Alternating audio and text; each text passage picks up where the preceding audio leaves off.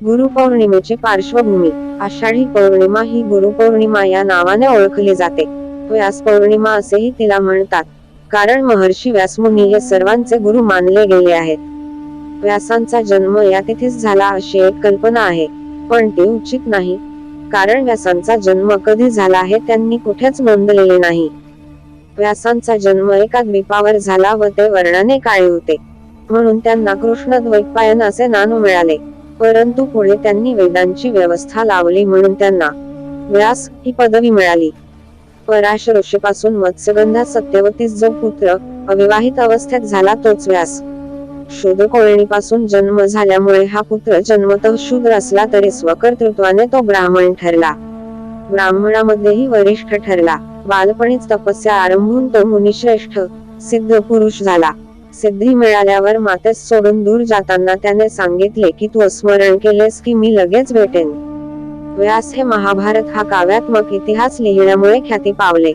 18 पुराणेही नंतर त्यांनीच रचले अशी कल्पना आहे. महाभारत हा अतिविस्तृत 1,00,000 श्लोकांचा ग्रंथ लिहिणे योजले तेव्हा इतके लिहिणार कोण हा प्रश्न पडला. गणपतीने लेखन करण्याचे काम पत्करले, पण त्याने अट घातली की तू सांगितलेले मी लिहिले, पण तू पुढे लगेच सांगितले नाहीस तर मी काम बंद करीन. व्यासांनीही अट घातली की तू समजल्याविना लिहिता कामा नये. अटीतटीने हा सामना चालू झाला. व्यास शीघ्र कवी असले तरी केव्हा तरी अडचण येई. तेव्हा व्यास गूढ श्लोक सांगत. त्यावर विचार करत गणपती बसला की हे पुढील रचना करीत.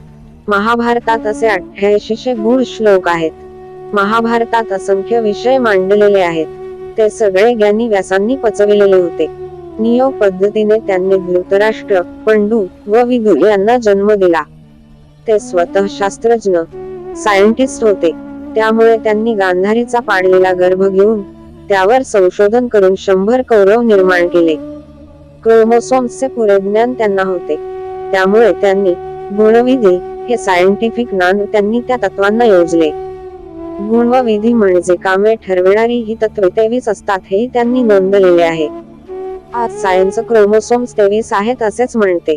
यावर अनुवंशिक रोग अवलंबून असतात हे व्यासांचे म्हणणेही सायन्सने आता मानले आहे. व्यासांना खगोलशास्त्रही अवगत होते. त्यांनी श्वेत, श्याम तीव्र या नावाखाली युरेनस, नेपच्यून, प्लुटो या ग्रहांची स्थाने महाभारत युद्धसमयी कुठे होती ते नोंदलेले आहे. सर्व ग्रहांची स्थाने त्यांनी 2 पद्धतीने म्हणजे सायन, निरयन मानाने नोंदलेली आहेत. त्यावरून महाभारतीय युद्ध स्टार रविवार दिपूर्णांक 16 ऑक्टोबर 5561 इसवी पूर्व या दिवशी झाले हे मी निश्चित ठरवू शकलो. अभिजित नक्षत्र गगनातून ढळले होते ही वैज्ञानिक सत्यकथा त्यांनी महाभारतात लिहून ठेवली आहे. असंख्य नक्षत्रे गगनात असूनही केवळ एकाबद्ध ते सांगतात आणि आजचे विज्ञान नेमके तेच नक्षत्रे सनपूर्व 12,000 वर्षे या काळी ढळले होते हे मानते. यावरून व्यासांच्या दिव्य ज्ञानाची पारख होते. जी हलत नाहीत ती नक्षत्रे ही व्याख्या असली तरी नक्षत्रेही हलतात असे व्यास म्हणतात, तेही आजचे विज्ञान मानते आहे. महाभारत युद्धारंभी अमावस्या होती हे सांगून ते म्हणतात की सूर्य उगवताच 2 भागांचा झाला व किरण फेकण्याऐवजी ज्वाला फेकू लागला. आजचे विद्वान यावरून व्यासांना मूर्ख ठरवू बघतात, कारण सूर्याचे 2 भाग कसे होतील असे त्यांना वाटते.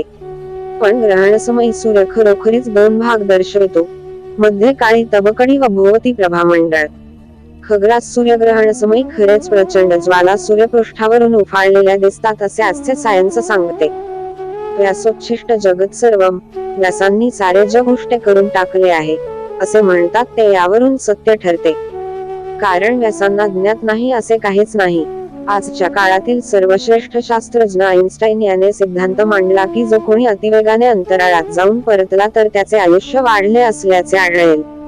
नेमका हाच सिद्धांत व्यासांनी एका कथेतून सांगितला आहे की ककुद्मी आपली कन्या रेवती हिला घेऊन ब्रह्मलोकीवर संशोधनासाठी गेला आणि 27 चतुर्युगांनी म्हणजे किमान 216 वर्षांनी परतला, तरी तो जिवंत राहिला आणि रेवती तरुणच राहिली होती. तिचे लग्न बलरामशी लावले. प्रत्येक ग्रहावर काल भिन्न असतो हे तत्वही व्यासांनी या कथेत सांगितले आहे. परा व अपरा या दोनही विद्यांवर त्यांनी प्रभुत्व मिळविलेले होते. सिद्धीही मिळवलेल्या होत्या. दिव्य दृष्टीची सिद्धी त्यांनी स्वतःचा शिष्य संजय यास दिली होती. एवढे सामर्थ्य होते, त्यामुळे ते जगद्गुरु ठरले. त्यांचा मान राखण्यासाठी गुरुपौर्णिमेस व्यासपौर्णिमा मानतात.